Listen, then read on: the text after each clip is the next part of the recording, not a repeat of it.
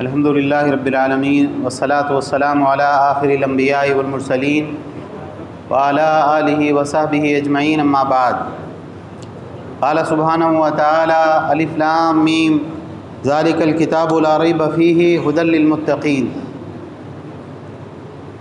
محترم حضرات، الحمدللہ رمضان المبارک کا مہینہ ہم نے پا لیا اور اللہ کا شکر ہے کہ ہم نے ابھی قیام اللیل کی عبادت کو بھی انجام دیا، قیام رمضان کیا، جس کو ہم تراویح کی نماز بھی کہتے ہیں۔ اللہ تعالی ہمارے اعمال کو قبول فرمائیں اور ہمیں پورا رمضان اللہ کی عبادت میں اور اللہ کو راضی کرنے والے کاموں میں مصروف رہنے کی اللہ تعالی ہم سب کو توفیق عطا فرمائیں۔ ایک بات یاد رکھیں، مسجد دنیا کے اندر سب سے مقدس جگہ اور سب سے مقدس مقام ہے۔ بہت سارے لوگ ہیں جو مسجد کے اندر آتے ہیں اور بہت سی مرتبہ مسجد کی بے حرمتی ہوتی ہے، مسجد کی پامالی ہوتی ہے، اس سے بہت زیادہ بچنا چاہیے۔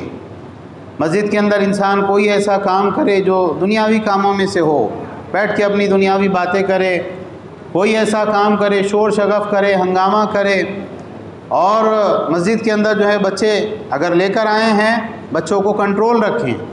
ایسا نہ ہو کہ ہمارے بچے دوسروں کی نمازوں میں خلل کا باعث بنیں۔ تو یہ بات خاص طور سے اس بات کا دھیان رکھنا چاہیے، مردوں کو بھی اور عورتوں کو بھی۔ مسجد میں اللہ کی عبادت کے لیے آتے ہیں، مسجد میں اللہ کی عبادت کریں، مسجد میں دنیاوی باتیں نہ کریں، مسجد کے اندر کوئی تنازع نہ ہو، کوئی جھگڑا نہ ہو، مسجد کے اندر ہماری ذات سے کسی کو تکلیف نہ پہنچے۔ یہ ساری چیزوں کا دھیان رکھنا بہت ضروری ہے۔ بہرحال ہم نے ابھی تراویح کی نماز میں سورہ بقرہ کو سماعت کیا۔ سورہ بقرہ کا ایک بڑا حصہ، سورہ بقرہ بہت ہی اہم سورت ہے۔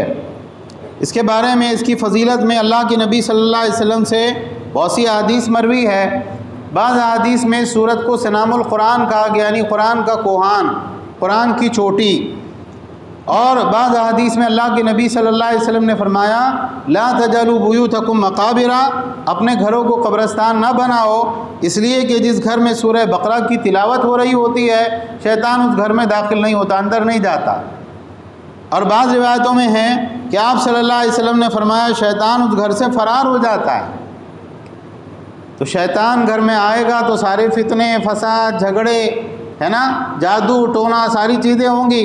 شیطان گھر سے بھاگ جائے گا تو ساری اس کی نوستیں، ساری برائیاں، یہ سب بھی ہمارے گھر سے رخصت ہو جائے گی۔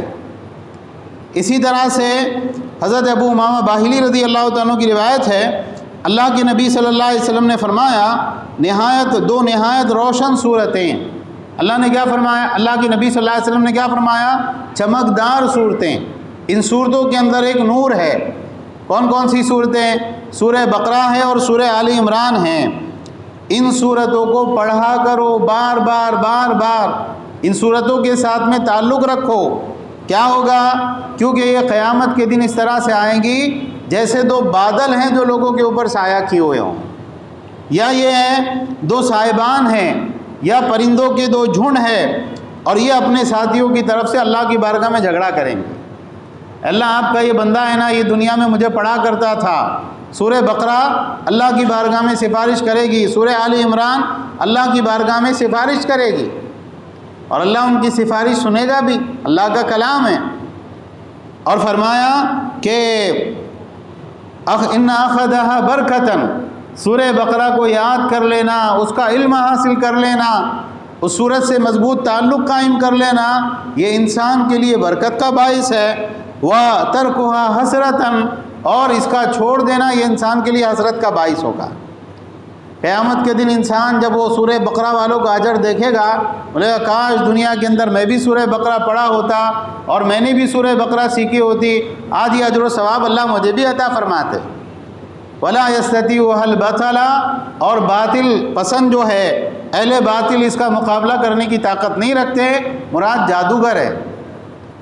اگر آپ سورہ بقرہ کو حفظ کر لیں، سورہ بقرہ کے معنی میں غور کریں، سورہ بقرہ میں اللہ نے جو احکامات دیے ہیں ان احکامات پر عمل کریں، جادوگر کا بس آپ کے اوپر نہیں چلے گا۔ تو یہ بہت اہم صورت ہے، اس صورت کو یاد کرنا چاہیے، اس کا علم حاصل کرنا چاہیے۔ اس کے بالکل ابتدا میں اللہ تعالیٰ نے فرمایا ذالک الکتاب لا ریب فیہ، اس کتاب میں کوئی شک اور شبے کی بات نہیں، ھدی للمتقین، یہ اللہ سے ڈرنے والوں کے لیے ہدایت کی کتاب ہے۔ دنیا میں بڑے سے بڑے انسان کی لکھی ہوئی کتاب ہے، اس میں غلطیاں ہو سکتی ہیں، ایسا ہو سکتا ہے بہت اچھا بڑے عالم تھے، بہت زیادہ جو ہے بہت جانکار انسان تھے، لیکن ایک بات ایسی لگتی جو بالکل خلاف ہے، قرآن و سنت کے خلاف ہے، عقل کے خلاف ہے، سائنس کے خلاف ہے، ایسا ہو سکتا ہے۔ بہت سی مرتبہ لوگوں کی محبت میں ایسے دیوانے ہو جاتے ہیں، بعض کتابوں کے اندر شرکیہ باتیں، کفریہ باتیں، بدعتیں، جھوٹی احادیث، اور وہ معلوم بھی ہے کہ ہاں اس کتاب میں یہ پرابلم ہے، لیکن وہ کتاب لوگوں کے درمیان میں نصاب بن کے چل رہی ہے، لوگ اس کو پڑھ رہے ہیں گھنٹوں تک، حالانکہ معلوم ہے کہ اس کتاب میں غلطیاں ہیں، اس غلطیوں کو صحیح کرنے کے لیے بھی تیار نہیں۔ ارے نہیں، ہمارے بڑے عالم صاحب کی لکھی ہوئی کتاب ہے، بڑے عالم صاحب تھے، اللہ کے رسول نہیں تھے۔ ایک کتاب ہے جس کے بارے میں اللہ نے کہا ذالک الکتاب لا ریب فیہ، اس کتاب میں کوئی شک اور شبے کی بات نہیں ہو سکتی، اول سے لے کے آخر تک یہ ساری کتاب حق باتوں پر مشتمل ہے، کیونکہ یہ اللہ کا کلام ہے، اللہ تعالیٰ سے جو ہے یہ کلام نکلا ہے، اور یہ کیا ہے؟ اللہ سے ڈرنے والوں کے لیے ہدایت کی کتاب ہے۔ ہدایت، راستہ بتانا، یہ کرنا ہے اور یہ نہیں کرنا ہے۔ اگر آپ کسی انجان شہر میں ہوں، آپ کسی کو نہیں جانتے، لوگوں کی زبان سے بھی واقف نہیں، اور آپ راستہ بھول گئے، آپ کو معلوم نہیں ہے کہ بھئی وہ منزل مقصود تک کون سا راستہ جاتا ہے، آدمی کتنا پریشان ہو جائے گا، کیا کروں میں، میرے پاس کوئی میپ نہیں ہے، کوئی ایسی چیز نہیں ہے کہ میں اپنی منزل تک پہنچ سکوں۔ اللہ سبحانہ و تعالیٰ کی یہ رحمت ہے کہ اللہ نے ہم کو دنیا میں بھیج کے ایسے ہی نہیں چھوڑ دیا کہ اچھا ٹھیک ہے اب تمہارے دماغ سے سوچ لو تم کو کیا کرنا ہے۔ اللہ نے راستہ بتایا، یہ کرنا ہے، یہ نہیں کرنا ہے، یہ کرو گے تو دنیا میں بھی نقصان ہوگا، یہ کرو گے آخرت میں نقصان اٹھاؤ گے، یہ کام کرو گے تم فائدے میں رہو گے۔ اللہ نے ساری چیزوں کی طرف رہنمائی کی، اور یہ رہنمائی کس کے کام آتی ہے؟ جو تقوی کے ساتھ زندگی گزارتے ہیں، حرام چیزوں کو چھوڑ دیتے ہیں، اللہ کے فرائض کی پابندی کرتے ہیں، یہ رہنمائی ان لوگوں کے کام آتی ہے۔ رہنمائی تو سب کے لیے ہے نا، ھدی للناس، سارے انسانوں کے لیے قرآن ہدایت ہے۔ کافر بھی ہے، اس کو بھی اللہ نے بتایا دیکھو صحیح راستہ یہ ہے، غلط راستہ یہ ہے، لیکن جس کے دل میں اللہ کا ڈر ہوگا وہ اس پر عمل بھی کرے گا، اور جس کے دل میں اللہ کا ڈر نہ ہو وہ اس پر عمل نہیں کرے گا، اس کا نتیجہ یہ ہے کہ وہ ہدایت کے فائدے سے محروم رہے گا۔ اچھا، اس کے بعد میں اللہ تعالیٰ نے متقی کون ہیں، جن کے لیے اللہ نے اس کتاب کو کتاب ہدایت قرار دیا، الذین یؤمنون بالغیب، جو غیب پر ایمان رکھتے ہیں۔ غیب کیا ہے؟ غیب وہ حقائق ہیں جو انسان کی عقل اور حواس سے باہر کی چیز ہے۔ بھئی اللہ تعالیٰ کو جاننا، اللہ تعالیٰ پر ایمان رکھنا ضروری ہے۔ اللہ کو آپ نے دیکھا نہیں دیکھا، کبھی اللہ تعالیٰ سے بات کی نہیں بات کی، کیسے معلوم پڑا آپ کو؟ اللہ کے نبی صلی اللہ علیہ وسلم نے خبر دی کہ ہمارا ایک رب ہے جس کا نام اللہ ہے، ہم نے مان لیا۔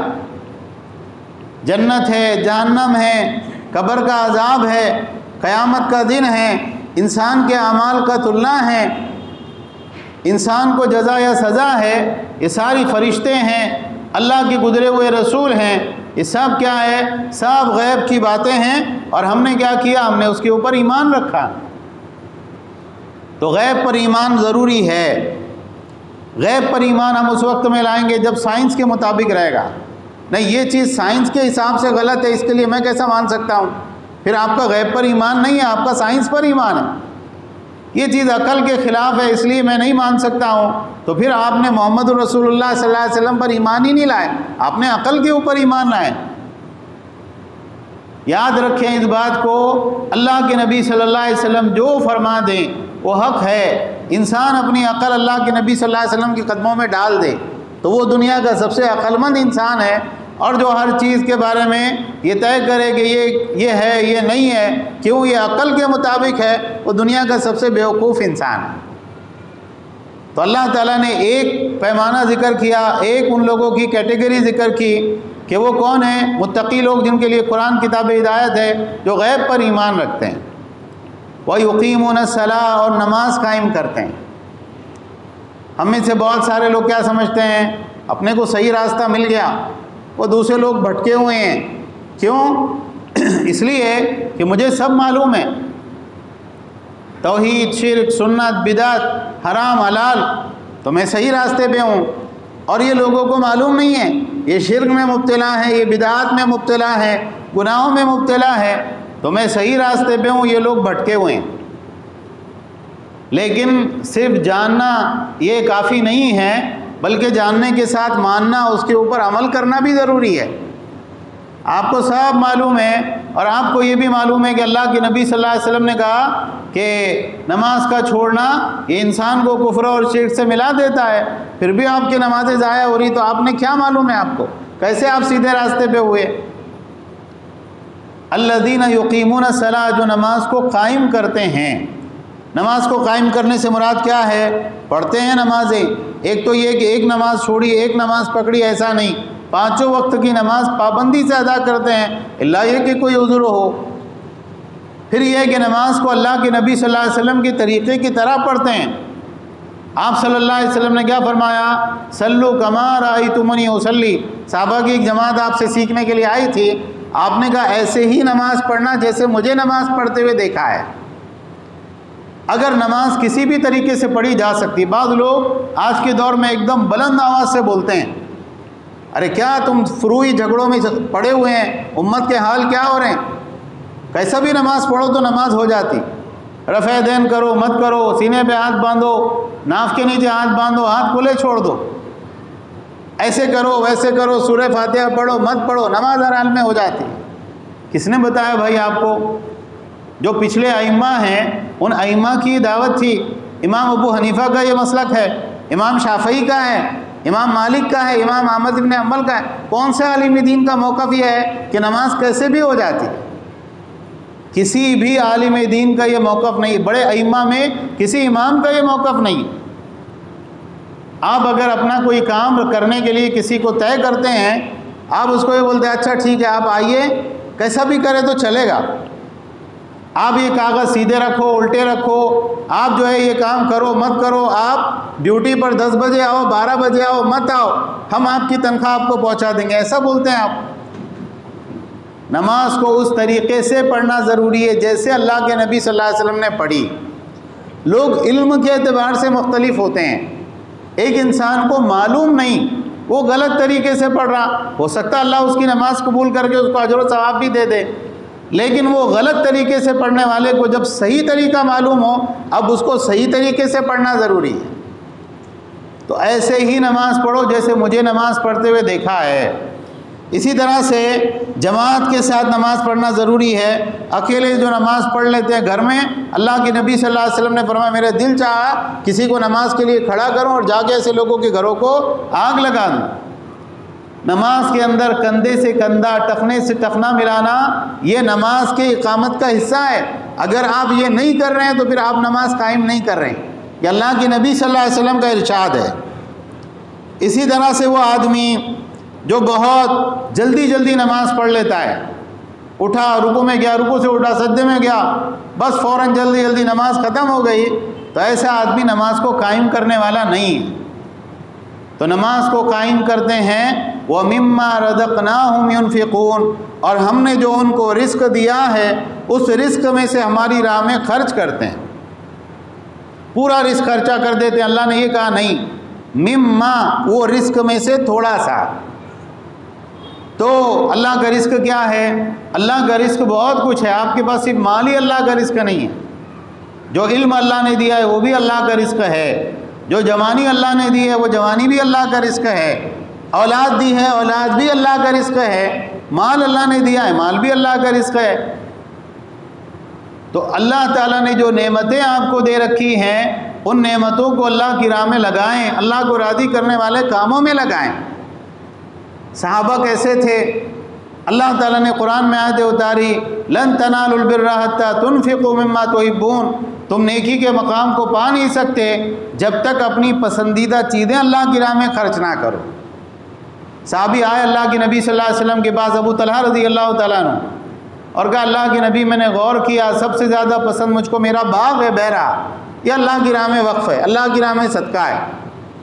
پورا باغ اٹھا کر اللہ کی راہ میں دے دیا، پورا باغ۔ کس کو بولتے ہیں باغ؟ کیا قیمت ہوتی ہے ایک باغ کی؟ ایسا باغ جس میں میٹھے پانی کا کنواں تھا، جو اس دور کے اعتبار سے بڑی قیمتی پراپرٹی تھی، سب اٹھا کے دے دیا۔ سب سے قیمتی چیز یہ ہے، اللہ نے کہا اپنی پسندیدہ چیز خرچ کرو، یہ میری پسندیدہ چیز اللہ کی راہ میں۔ اپنی اولاد کو اللہ کی راہ میں لگائیں، اپنی اولاد کو دین سے جوڑیں، نماز کے پابند بنائیں، سنت سے جوڑیں، سلفیت سے جوڑیں، صحابہ کے منہج سے جوڑیں۔ کہیں بھی کدھر بھی بھیج دیا، چھوڑ دیا، یہاں پڑھ لو نماز، وہاں چلے جاؤ، اس کے درس میں چلے جاؤ، فلاں جگہ لیکچر میں چلے جاؤ، کیوں؟ تمہارا دین، ایمان، عقیدہ ہم کو کوئی اہمیت نہیں اس کی، جاؤ جس راستے پہ جاتے جاؤ۔ تو اولاد کو اللہ کی راہ میں لگائیں، اللہ نے جو صلاحیت آپ کو دی اس صلاحیت کو اللہ کی راہ میں لگائیں۔ اگر آپ کو کوئی لینگویج اچھی آتی ہے، اس لینگویج کے اعتبار سے آپ یہ طے کریں اللہ کے دین کو آپ کیسے فائدہ پہنچا سکتے ہیں، قوم کو کیسے فائدہ پہنچا سکتے ہیں۔ یہ ساری چیزیں اس آیت کے عموم میں داخل ہیں۔ اس کے بعد میں اللہ تعالیٰ نے کیا فرمایا؟